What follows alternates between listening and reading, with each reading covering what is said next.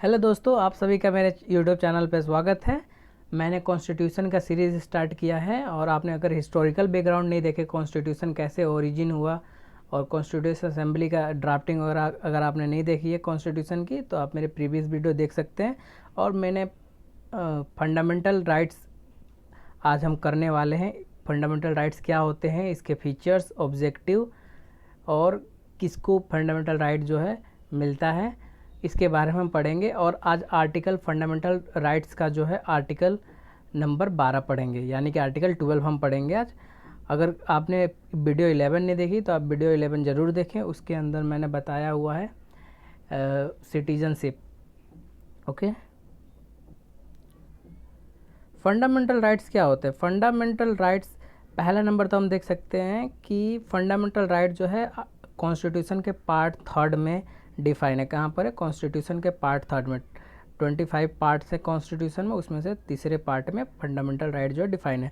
कहाँ से कहाँ तक होता है फंडामेंटल? तो 12 से लेकर 35 तक, आर्टिकल 12 से लेकर 35 तक फंडामेंटल राइट्स होता है। और ये कहाँ से बोरोड किया गया है, यानी कि कहाँ से लिया गया है? तो ये फंडामेंटल राइट जो है इंडिया में यूएसए से लिया गया। कहाँ से लिया गया? यूएसए से लिया गया। और फंडामेंटल ड्यूटीज़ कहाँ से लिया गया? मैं आपसे ऐसे ही कैजुअली क्वेश्चन पूछूँ तो फंडामेंटल ड्यूटीज़ जो है वो लिया गया है यूएसएसआर से, ठीक है ना। यही part 3 of the constitution rightly describe the Magna carta of India. It contain a very long comprehensive justification. Magna carta का मतलब क्या है? मैग्ना कार्टा, अगर हम फंडामेंटल राइट्स का अगर हम ओरिजिन देखेंगे 13th सेंचुरी में फंडामेंटल राइट जो है कहाँ से ओरिजिन हुआ था उसके बारे में हम पढ़ेंगे। तो एक वर्ड आता है मैग्ना कार्टा। मैग्ना कार्टा का मतलब क्या है? एक ऐसी लिस्ट जिसके अंदर जो भी चीज़ लिखी है वो जस्टिसिएबल होगा, यानी कि उसे जो है कोई बंदा इन्फ्रिज करे किसी के राइट्स वगैरह को तो उसे जस्टिफाई किया जा सकता है अकॉर्डिंग टू लॉ। तो अगर हम 13th सेंचुरी में जाएं तो 13th सेंचुरी में इंग्लैंड में 1215 में, कब? किंग जॉन, इंग्लैंड के जो किंग जॉन थे उन्होंने मैग्ना कार्टा जो है जारी किया। मैग्ना कार्टा उस समय के लिए बहुत बड़ा चार्टर था। उन्होंने एक्सेप्ट किया कि ह्यूमन राइट्स होना चाहिए। क्या होना चाहिए? ह्यूमन राइट्स, यानी कि जो पीपल हैं और जो हमारे आवाम है उनके लिए एक ह्यूमन राइट्स होना चाहिए, उनके लिए एक राइट्स होना चाहिए ताकि कोई भी उनको इन्फ्रिंज करे, जैसे कि कोई सोसाइटी करे, अथॉरिटी करे या फिर स्टेट करे, तो उसे जो है जस्टिफाई किया जा सके। Very important question. Fundamental are guaranteed by the constitution all person without any discrimination. Fundamental जो है पूरे जितने भी जनता है, जितने भी लोग हैं, सबके लिए इक्वली दिया जाता है। Equality of individuals, dignity of individual, large public interest and unity of nation. सभी लोगों को बराबर फंडामेंटल राइट जो है मिलता है। किसी को ये नहीं है कि कम दिया जाता है, किसी को ज़्यादा दिया जाता है। अगर किसी का भी इन्फ्रिंज हो तो डायरेक्ट सुप्रीम कोर्ट आर्टिकल 32 के तहत, यानी कि रीट के द्वारा सुप्रीम कोर्ट बंदा हुआ अप्रोच कर सकता है। ओके, अभी तक वीडियो को लाइक और शेयर नहीं किया है तो लाइक और शेयर और सब्सक्राइब भी ज़रूर कर लें। ये जो कॉन्स्टिट्यूशन का मैंने पार्ट जो बनाया है ये यूपीएससी के बेस पे, यूपीएससी, बीपीएससी, एमपीपीएससी के पॉइंट ऑफ व्यू से मैंने बनाया है। जो बंदे, जो दोस्त हैं हमारे जो लॉ के लिए तैयारी कर रहे होंगे, जुडिशरी की तैयारी कर रहे होंगे, तो उनके लिए मैं केसेस वगैरह अगले पार्ट के वीडियो में फंडामेंटल राइट से रिलेटेड जितने केसेस हैं और आर्टिकल 12 से रिलेटेड जितने केसेस हैं वो मैं बताऊंगा, तो वीडियो के साथ बने रहें। अच्छा, तो यहाँ पर एक क्वेश्चन आता है कि fundamental rights are names of the guarantees of protected in the constitution. Fundamental rights ही नाम क्यों दिया गया? ठीक, तो यहाँ पर क्या फंडामेंटल इसलिए दिया गया क्योंकि ये एसेंशियल है। क्या है ये? एसेंशियल है round development material intellectual spiritual. Fundamental का मतलब है कि एसेंशियल, एक पता चलता है कि इसकी ज़रूरत है। फंडामेंटल मतलब इसकी ज़रूरत है, इसलिए इसको जो है फंडामेंटल नाम ही दिया गया। हमारे पास फंडामेंटल कितने हैं? फंडामेंटल राइट्स हमारे पास जो है मौलिक अधिकार जो है पूरे 7 थे, लेकिन इसको जो है ख़त्म कर दिया गया। अब हमारे पास जो है 6 फंडामेंटल राइट्स बचे हुए हैं। कौन कौन से बचे हुए हैं? तो हमारे पास बचे हुए हैं राइट टू इक्वालिटी, जो कि आर्टिकल 14 से लेकर 18 तक पढ़ते हैं। राइट टू फ्रीडम आर्टिकल 19 से 22 तक पढ़ते हैं। Right to against exploitation article 23 से लेके 24 तक पढ़ते हैं। राइट टू फ्रीडम रिलीजन 25 से लेकर 28 तक पढ़ते हैं। कल्चरल एंड एजुकेशनल राइट 29 से लेकर 30 तक पढ़ते हैं। राइट टू प्रॉपर्टी जो कि रिपील्ड हो गया, जो कि ख़त्म हो गया है, अमेंड हो गया है। Right to constitutional remedy article 32 तक। आर्टिकल 31 कब हुआ था? तो 44th अमेंडमेंट एक्ट 1978 में 44वां संविधान संशोधन आया था। तो इसको फंडामेंटल राइट से हटाकर लीगल राइट बना दिया गया था। बहुत अच्छा क्वेश्चन आता है यूपीएससी, बीपीएससी या एसएससी वगैरह सब में क्वेश्चन पूछता है कि right to property which type of right. तो ऑप्शन होते हैं फंडामेंटल राइट है, लीगल राइट है, एंड बहुत सारे सो मैनी ऑप्शंस होते हैं। तो आपको देखना है कि फंडामेंटल लीगल राइट है, राइट टू प्रॉपर्टी। और ये किस आर्टिकल में निहित है? तो ये आर्टिकल 300A में है, कॉन्स्टिट्यूशन के पार्ट 12 में। इसको चेंज यहाँ से अमेंड करके, फंडामेंटल राइट्स अमेंड करके 31 से हटा के सीधा 300A में डाल दिया गया है। एक बार हिंदी में इन सबको समझ लगते हैं। समानता का अधिकार है, फ्रीडम आज़ादी का अधिकार है, शोषण का अगेंस्ट शोषण, अगर किसी का शोषण हो रहा, शोषण के विरुद्ध अधिकार है, धार्मिक अधिकार है लोगों के लिए, एजुकेशनल और कल्चर सांस्कृतिक और व्यवहारिक और शिक्षा का अधिकार है, कॉन्स्टिट्यूशनल संवैधानिक उपचार का अधिकार है, जिसके अंदर रिट वगैरह जारी होता है। जो बंदे को जिसका भी अगर इन्फ्रिंज हो, किसी प्रकार वायलेट हो फंडामेंटल राइट्स, तो वो डायरेक्ट सुप्रीम कोर्ट अप्रोच कर सकता है। इसमें रिट्स वगैरह मैं वीडियो आगे बनाऊंगा रिट्स वगैरह पे, तो पूरा मैं रिट्स बताऊंगा, हैबियस कॉर्पस मैंडेमस वगैरह, मतलब पूरी तरह से डिफाइन करूंगा। Got it? Features of the fundamental rights, यानी कि इम्पोर्टेंस क्या फंडामेंटल राइट्स के। पहले नंबर तो ये सबके लिए होता है, वेदर फॉरेनर्स और legal person like corporation and company. Fundamental right जो है कंपनी के लिए भी होता है, सिटीजन्स के लिए भी होता है, फॉरेनर के लिए भी होता है।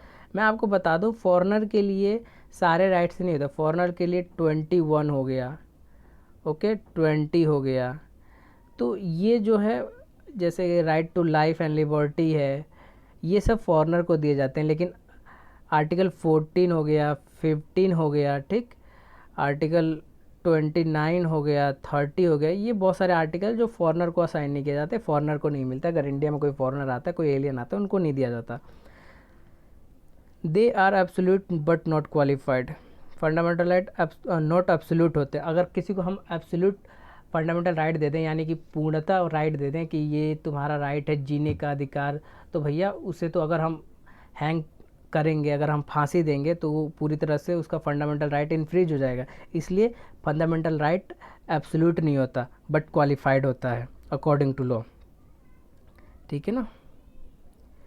Most of them are available for the arbitrary of the state action. देखिए, फंडामेंटल राइट्स किसके अगेंस्ट होता है? तो फंडामेंटल राइट्स होता है एक स्टेट के अगेंस्ट। स्टेट का यहाँ पर मतलब क्या है? हम आर्टिकल 12 पढ़ेंगे आगे, चल इसी वीडियो में हम पढ़ेंगे आर्टिकल 12 के बारे में। तो स्टेट डिफाइन किया गया वहाँ पर कि स्टेट होता क्या है। स्टेट जैसे कि लेजिस्लेटिव, एग्जीक्यूटिव एंड जुडिशरी, ये तीनों और अदर लोकल बॉडीज़ हैं, और भी मतलब यूनिवर्सिटीज़ वगैरह, जितने मतलब जो गवर्नमेंट के अंडर में आते हैं, स्टेटरी बॉडीज़ होते हैं, स्टेटरी बॉडीज़, तो वो स्टेट के अंडर आते हैं। वो स्टेट उनको कहते हैं, क्योंकि उनके पास एक राइट टू डिसीजन है, वो डिसीजन ले सकते हैं, तो उनको स्टेट कहते हैं।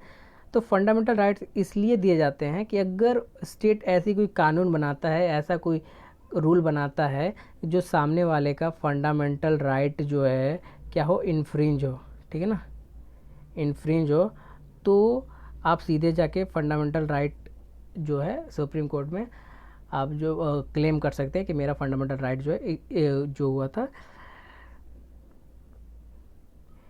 इन्फ्रिंज किया गया था इस अथॉरिटी, इस स्टेट के द्वारा। इसलिए इसके स्टेट के अगेंस्ट इसलिए कहते हैं क्योंकि ये लिमिटेशन लगाता है। आपके पास फंडामेंटल राइट है, तो स्टेट के पास लिमिटेशन है कि वो ऐसा काम ना करे जो सामने वाले का फंडामेंटल राइट जो है वायलेट हो। फंडामेंटल राइट जस्टिफिएबल होता है, यानी कि इसको कोर्ट में जो है जस्टिफाई किया जा सकता है। देखिए, यहाँ पर एक इम्पॉर्टेंट बात है कि they are guaranteed by the supreme court. Fundamental right जो है सुप्रीम कोर्ट के द्वारा जो है दिया जाता है। सुप्रीम कोर्ट उसको जो बरकरार रखती है, और दे आर नॉट सैक्रोसेंट और परमानेंट। फंडामेंटल राइट जो है परमानेंट नहीं होता, उसको जो है हम ख़त्म भी कर सकते हैं ज़रूरत पड़े तो। जैसे कि इमरजेंसी के दौरान जब इमरजेंसी प्रोक्लेम किया जाता है तो फंडामेंटल राइट जो है ख़त्म हो जाते हैं, एक्सेप्ट आर्टिकल 20 एंड 21। नहीं तो बाकी जितने आर्टिकल है वो सबके सब सस्पेंड हो जाते हैं। फंडामेंटल राइट को कर्टेल किया जा सकता है कैसे? आपको डिटेंशन कैंप में रख दिया जाए, या फिर आपने कोई अपराध किया आपको कस्टडी में रख दिया जाए, ठीक, या आपको हैंग कर दिया जाए। ये फंडामेंटल जो है कर्टेल ही करना होता है। अब हम लास्ट में बात करते हैं आर्टिकल 12 के बारे में। इसमें क्या है कि इस भाग में जब तक संदर्भ के अन्यथा उपेक्षित ना होता था, राज्यों में से प्रत्येक राज्य की सरकार और विधानमंडल तथा भारत के राज्य क्षेत्र के भीतर या भारत सरकार के नियंत्रण के अधीन सभी स्थानीय और अन्य प्राधिकरण। क्या कहता है ये आर्टिकल, इंग्लिश में देख लेते हैं। The state include the government, parliament of India and the government and the legislature of each of the state and all local and other authorities within the territory of India under the control of government of India। यानी कि आप local authorities हो, ठीक है ना, other authorities हो और parliament हो या गवर्नमेंट ऑफ इंडिया हो, गवर्नमेंट हो पार्लियामेंट हो, ये सब स्टेट कहाएंगे। कैसे स्टेट कहाएंगे? लोकल अथॉरिटीज़ के पास जैसे एमसीडी हो गया, एनडीएमसी हो गया, बहुत सारे लोकल अथॉरिटीज़ होते हैं, उनके पास अपना ऑटोनोमस बॉडी होता है। क्या कि वो अपना डिसीज़न ले सकते हैं, अपने कोई कार्य करना है तो किसी से हमें पूछना नहीं है, वो सरकार के अंडर में आएंगे और अपने लिए डिसीजन लेंगे, फेवर में लेंगे। किसके फेवर में लेंगे? पब्लिक के फेवर में लेंगे, इंटरेस्ट टू द पब्लिक। तो वहाँ पर उसे स्टेट कहेंगे।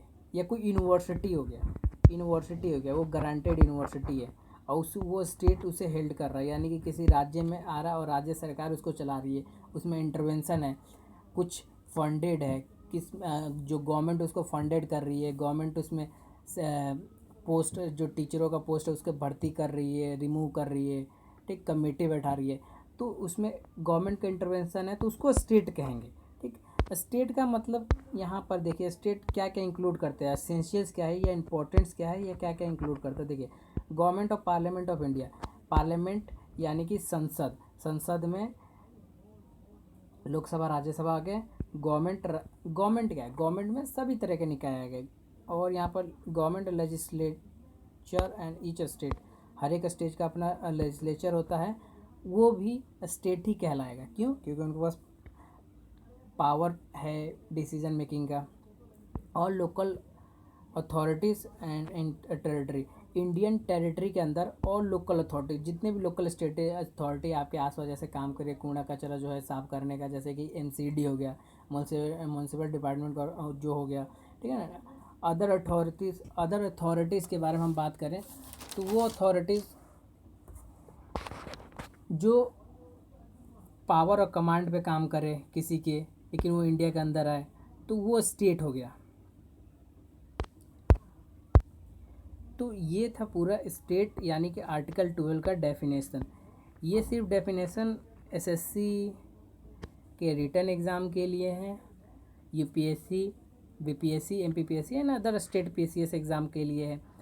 बट इससे जितने केस रिलेटेड है आर्टिकल 12 से और फंडामेंटल राइट के ओरिजिन से, ये हम डिस्कस करेंगे अगली वीडियो में। और वो जो अगली वीडियो होगी उसमें हम बात करेंगे लोकल अथॉरिटीज़ क्या होती हैं और अदर अथॉरिटीज़ क्या होती है, उससे रिलेटेड केसेस कितने बने। ये किसके लिए होगा? जो हमारे दोस्त जो हैं जुडिशरी की तैयारी कर रहे हैं उनके लिए स्पेशल होगा, केसेस के साथ आर्टिकल 12।